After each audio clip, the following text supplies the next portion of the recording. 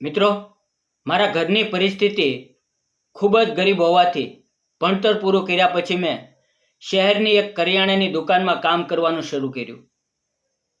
દુકાનના માલિક સ્વભાવથી ખૂબ જ સારા હતા. તેમની એક દીકરી હતી જે દેખાવમાં ખૂબ જ સુંદર હતી. માલિક બીમાર રહેવાને કારણે તેના બદલે દુકાન પર તેની દીકરી આવવા લાગી. ધીમે ધીમે અમારી સારી મિત્રતા થઈ ગઈ. એક દિવસ બપોરનો સમય હતો. અમે ભોજન કરીને આરામથી બેઠા હતા, વાતો કરતા હતા. અચાનક મારી નજર તેની નજરથી ટકરાઈ ગઈ અને ત્યારે કંઈક એવું થયું. મિત્રો, વિડીયોમાં આવતા નામ, પાત્ર અને ઘટના ફક્ત કાલ્પનિક છે. તેનો કોઈ પણ જાતિ, ધર્મ કે વ્યક્તિ સાથે સંબંધ નથી. આ વાર્તા ફક્ત મનોરંજન અને શૈક્ષણિક હેતુ માટે બનાવવામાં આવી છે. તેને અન્યથા ન જુઓ. મિત્રો, કહાનીમાં આગળ વધીએ. મારું નામ ભરત છે. મારી ઉંમર 29 વર્ષની છે અને હું એક નાનકડા ગામમાં રહું છું.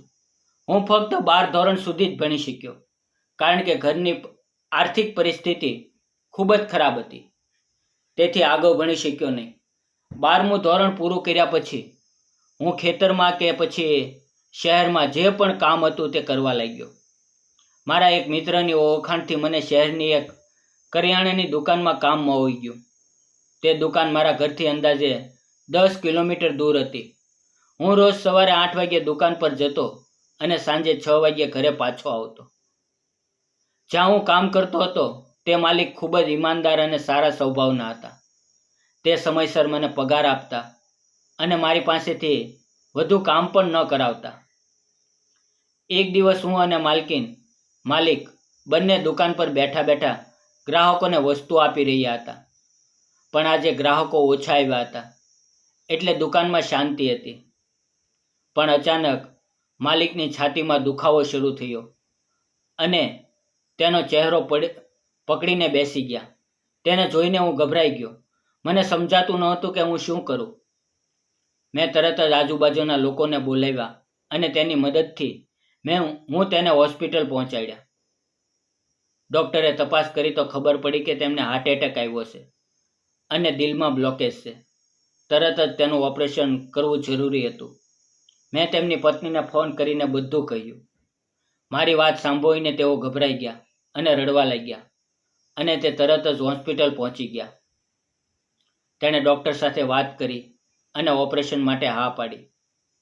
તેણે પોતાની દીકરીને પણ ફોન કર્યો, કારણ કે તે બહાર ભણતી હતી અને હવે તેનું લગભગ ભણતર પૂરું થઈ ગયું હતું. આ બનાવને કારણે તે તરત ઘરે આવવું પડ્યું.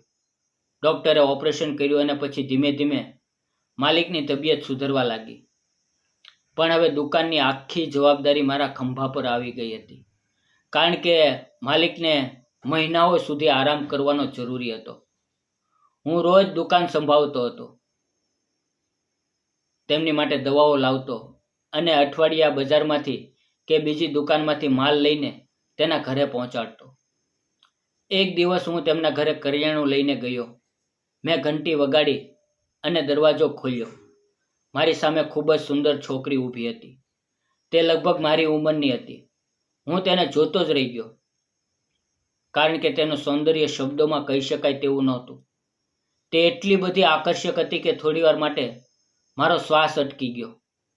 તે ખરેખર કોઈ ચિત્રમાંથી બહાર નીકળેલી પરી જેવી લાગતી હતી. મને ખબર હતી કે માલિકને એક દીકરી છે, પણ મેં તેને ક્યારેય જોઈ નહોતી.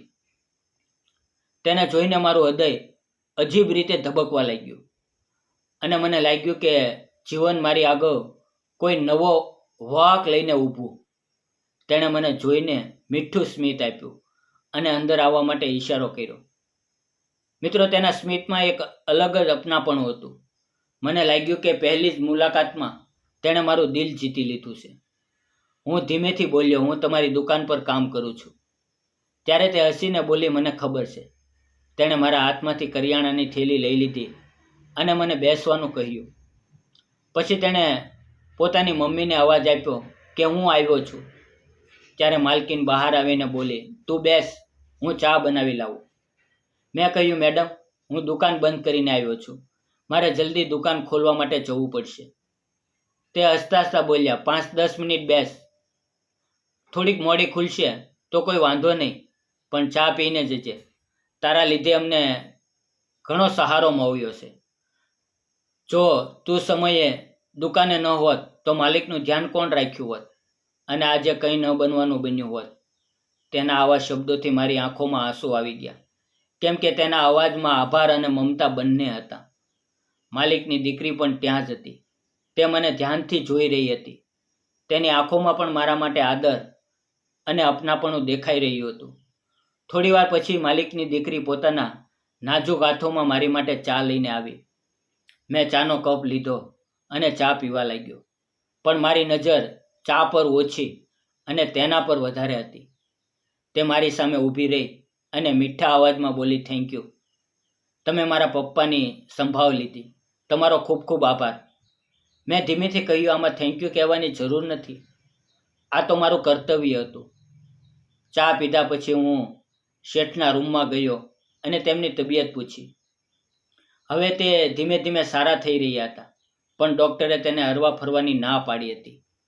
એટલે દુકાનની બધી જવાબદારી હવે મારી ઉપર હતી. મેં પણ તેને ખાતરી આપી કે તમે ચિંતા ન કરો, હું દુકાન સારી રીતે સંભાળી લઈશ. મિત્રો, આ રીતે 5-6 દિવસ વીતી ગયા.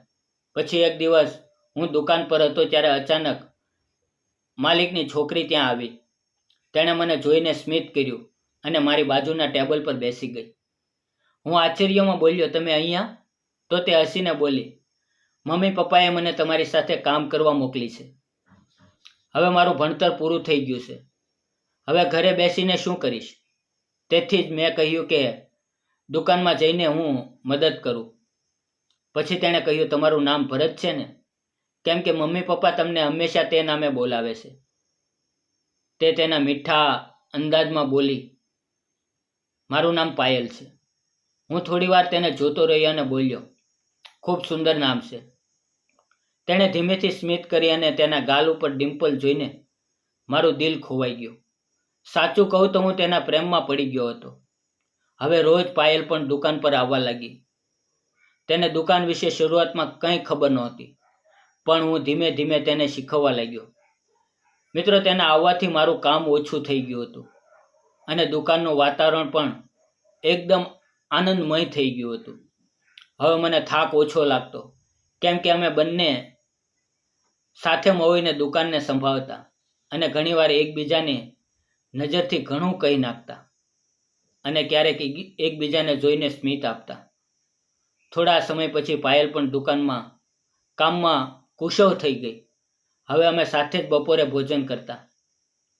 એક દિવસ હસીને તે બોલી, ભરત, આજે આપણે સિનેમા જોવા જઈએ? હું થોડીવાર માટે વિચારમાં પડ્યો, પણ તેની આંખોમાં ચમક જોઈને ના ન પાડી શક્યો. અમે બંનેએ દુકાન બંધ કરી અને નજીકના થિયેટરમાં ગયા. ત્યાં ખૂબ જ રોમાન્ટિક ફિલ્મ હતી. ફિલ્મ જોતા જોતા ખબર જ ન પડી કે ક્યારે અમારા હાથ એકબીજાના હાથમાં આવી ગયા અને પછી અમે બંને વધુ નજીક આવ્યા. હવે રોજ ફોન ઉપર વાતો થવા લાગી, એકબીજાને મેસેજ થવા લાગ્યા. બંને વચ્ચે પ્રેમભરી વાતો ચાલુ થઈ ગઈ. પણ મારા મનમાં એક કશ્મકશ ચાલી રહી હતી કે હું તો એક નોકર હતો અને અમારા બંને વચ્ચે જમીન આકાશ જેટલો ફરક હતો. મારા માલિકે મારા પર વિશ્વાસ મૂક્યો હતો અને હું તેને ધોકો આપવા નહોતો માંગતો. પણ પાયલ બોલી, ભરત, તું નોકર છે, પણ તેનાથી શું ફરક પડે છે? મને ફક્ત તું જોઈએ છે. મારે તારા પ્રેમમાં જીવવું છે. ગરીબીમાં પણ તારી સાથે જીવન જીવવા તૈયાર છું. તેના શબ્દોએ મારા દિલને ઓગળાવી દીધું. છતાં હું સંકોચાતો હતો અને અંતે મેં હિંમત કરી માલિક અને માલકીન સમક્ષ બધું ખુલ્લે ખુલ્લું કહી દીધું કે હું અને પાયલ એકબીજાને પ્રેમ કરીએ છીએ. જો તમે સ્વીકાર ન હોય તો હું આ સંબંધ તોડી નાખીશ, પણ તમને અને તમારી સાથે ધોકો નહીં આપું. આટલું કહી હું ઘરે જતો રહ્યો. 2-3 દિવસ સુધી હું દુકાન પર ન ગયો. પછી અચાનક માલિકનો ફોન આવ્યો અને હું જ્યારે તેના ઘરે ગયો તો માલકીન અને માલિક અને પાયલ મારી રાહ જોઈ રહ્યા હતા. માલિકે કહ્યું, ભરત, તું ખૂબ જ સારો માણસ છે. તારી ઈમાનદારી તારી સાચી ઓળખાણ છે. મારી દીકરી તને પસંદ કરે છે અને હું જોઉં છું કે તું પણ તેને દિલથી પ્રેમ કરે છે, એટલે અમે બંનેએ તમારા લગ્ન માટે હા કરી છે. તેની વાત સાંભળીને મારી આંખોમાં આનંદના આંસુ આવી ગયા. થોડા દિવસમાં અમારા બંનેના લગ્ન ખૂબ ધામધૂમથી થયા. એ દિવસ મારા જીવનનો સૌથી સુંદર દિવસ હતો. આજે પણ પાયલ મને એટલો જ પ્રેમ કરે છે જેટલો લગ્ન પહેલા કરતી હતી. મિત્રો, સાચા પ્રેમમાં પૈસા, દરજ્જો કે પરિસ્થિતિ મહત્વની નથી. મહત્વનું છે દિલનો સત્કાર અને ઈમાનદારી. પૈસાથી સાચો પ્રેમ ખરીદી શકાય નહીં, પણ પ્રેમથી જીવનને સોનામાં ફેરવી શકાય છે. જો મારી આ નાની એવી પ્રેમ કથા તમને ગમી હોય તો પ્લીઝ વિડીયોને લાઇક, ચેનલને સબસ્ક્રાઈબ અને નાની એવી કોમેન્ટ જરૂર કરજો. ફરી મળશું આવતીકાલે એક નવી વાર્તામાં. ત્યાં સુધી આવજો. અને વિડીયો પૂરેપૂરો જોવા બદલ આપ સૌ મિત્રોનો દિલથી ખૂબ ખૂબ ધન્યવાદ. ફરી મળશું મિત્રો આવતીકાલે. ત્યાં સુધી આ તમારા ગુજરાતી મિત્રને રજા આપો. ધન્યવાદ મિત્રો.